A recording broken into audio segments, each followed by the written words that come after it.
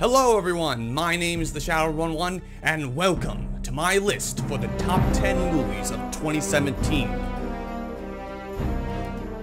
This year has been pretty meh, but in truth there's actually been a lot of really good, interesting and deep and really unexpected films, and these are just my 10 for the best. Now, number 1 is the most important, and that is truly my favorite movie of the year, but 10 through 2 are kind of randomized, so none are really in any particular order. I really like each of these movies individually for what they've done. Let's not waste any time. Let's get right into it. Top 10 movies of 2017, in my opinion. At number 10, we have Kong, Skull Island, a movie which has some of the best visual effects, best action sequences I've ever seen in a monster movie. You know, it's really cool to see how they brought Kong back to life after 2005 with the Peter Jackson version, which is really hard to do because Kong in that movie was felt like a character, but this Kong is like 10 times bigger than that Kong. Also felt like more of a character. He felt like this protector, and John C. Reilly is easily the heart of the film, and everyone else really doesn't get that much of an arc. I saw it in IMAX. It was incredible to see those action sequences. That is really what you go to see, worth it. So at number 10 is Kong Skull Island. At number 9 we have Alien Covenant. I love the original Alien. I love aliens. I'm a huge Alien fan, and Alien Covenant delivered on everything that Prometheus failed to do, and I love Prometheus. We got all the blood, we got the gore, we got the xenomorph act, we got the origins, we had David, we had Walter, and all these themes about God and creation and destruction. And Michael Fassbender delivers a performance that is truly something worthy of an Oscar, and why he has never won an Oscar is beyond me. And he's terrifying in this movie, and the movie ends on a cliffhanger that we may never see because Disney purchased Fox, so now we may never see it. But honestly, the ending is so good and leaves it so open. It's perfect. Alien Covenant was a really good, satisfying alien flick, and I hope we see more in the future, hopefully. At number 8, we have Pirates of the Caribbean, Dead Men Tell No Tales. Alright, this is another franchise that I've been in love with since the beginning, ever since Pirates of the Caribbean and Curse of Black Pearl. I love the first movie, I love the second movie, I love the third movie, the fourth one is meh, but the fifth one brought us back to the roots of the first movie, and I really love Javier Bardem, Jeffrey Rush, Johnny Depp, and all the other new cast, and it has some of the best action sequences. The visual effects are incredible. I mean, making Javier Bardem combined with practical effects makeup and CGI to make him look like a ghost, like everything he's doing is waving underwater. You know, it's a spoiler, but if you haven't seen the movie by now, Jeffrey Rush goes out like a true hero in the end and defeats the main bad guy in one of the coolest death scenes ever.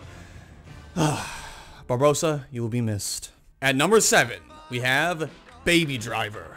Oh man, this was one of the biggest surprises of the year for me because I wasn't really knowing what to expect with this film. The acting, the story, the cinematography, the characters. Oh, the characters are so good in this movie. And we need to see more movies like this, how the music amplifies the scenes, the editing, the camera work. It really, and the script. Oh, the script is really good. And that's why Baby Driver is on my list. At number 6, we have Wonder Woman.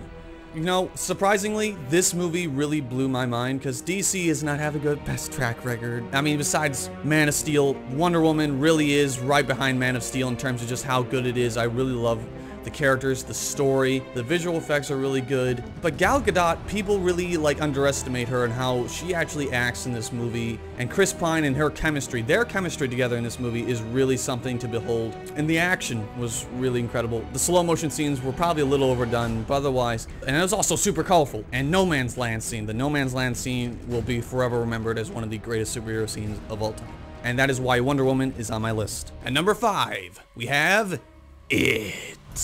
Yeah, there not much needs to be more about seeing.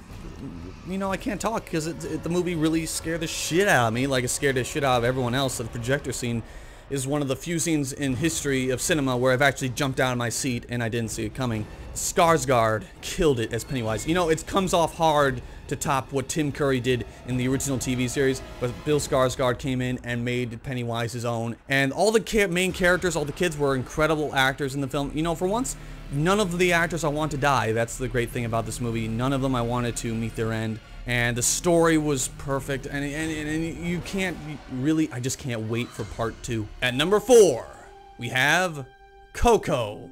I wasn't expecting to have another Pixar animated movie on my list from last year with Zootopia, where Zootopia actually won to be my favorite movie of last year in 2016. And Coco was the first movie in a while that made me literally tear up every time. And the animation is incredible. How Pixar has managed to evolve over the years. The animation, the music, the acting, the directing, the art style, I mean, wow, the color and the art style is absolutely incredible in this film. In truth, this movie has a lot of heart and soul, and it really hits you right in the feels, and that's why it's on my list. Now, none of the movies have made me, except for number 1, have made me cry on this list. Okay, moving on to the next. At number 3, we have Darkest Hour. I just saw this movie a few days ago, and it kicks ass. Gary Oldman, holy shit, gives the Oscar-worthy performance of forever. He needs to win an Oscar before he becomes a literal old man, because this movie, you can't even understand what he's saying, but as far as I can tell, that's actually how the real Winston Churchill spoke, because he's playing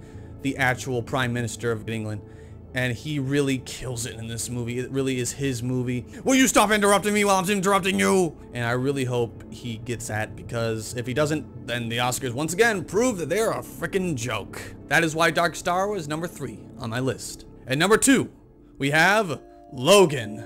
Remember when I said the movies that made me cry? This is one of them. Logan was a fitting end to Hugh Jackman's story as the Wolverine. This movie was seriously incredible. The story is brutal, it's sad, it's tragic. Daphne Keane actually is the name of the girl who plays X-24. Was really good despite not saying any lines. It's incredible how much you can get across without saying anything in the movie. Patrick Stewart gives his great last performance as Professor X. He also absolutely killed it in this role. It really is tragic to see him go. And then Hugh Jackman gives such a layered performance in a character he's been playing forever. And before Robert Downey Jr. was Iron Man, Hugh Jackman has been playing this character forever, and he gave him the send-off that will make any grown man cry, and if you didn't get teared up, then you're not human. James Mangold came back with a fury, with the action sequences, with the berserker rage, cutting through those henchmen like they're nothing with his claws, and then the hotel scene with the, you know, the shaking, and then that was good. That is why Logan is number 2 on my list. Alright everybody, here we are. And number 1, my favorite movie of 2017. It's really hard to, even mention what this is. War for the Planet of the Apes is my favorite movie of the year. Wow. There is so much building on this movie from the beginning, since Dawn of the Planet of the Apes. I'm still torn between which one is better, Dawn or War. War almost gets that crack because this movie is absolutely 100% Caesar's story, and this is the end of the arc for the character as well. Andy Serkis gives an Oscar-worthy performance once again. Woody Harrelson plays a truly despicable villain that's actually oddly sympathetic at one time, and then the next you're like, oh my god, this guy's an absolute psychopath. Maurice, Rocket, and then even having Toby Kebbell come back as Koba in a hallucination. Sorry, that's a spoiler. But if you haven't seen the movie now that's your fault, because this movie is fucking incredible. They're all really good. And then Steve Zahn is Bad Ape. Oh my god. Oh no, was absolutely incredible. The story is brutal, it's tragic, it feels like a western sci-fi movie, like a Clint Eastwood. The music, seriously, Michael Giacchino kills it with his music score in this one. I literally listen to it constantly now. I love how it feels like a western, literally nothing wrong with this movie, absolutely none.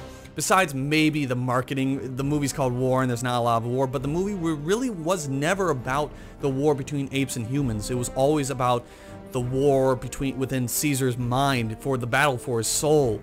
And of course, I would be an idiot to miss out on the visual effects. This better win Best Visual Effects, because right now we have crossed Uncanny Valley. The apes in this movie are real. There's literally no difference between humans and apes in the same scene together, because everything looks real. In fact, I'd say the humans look fake and the apes look real. That's all I really had to say, guys. War for the Planet of the Apes is absolutely 100% my favorite movie of 2017, and that's all I got.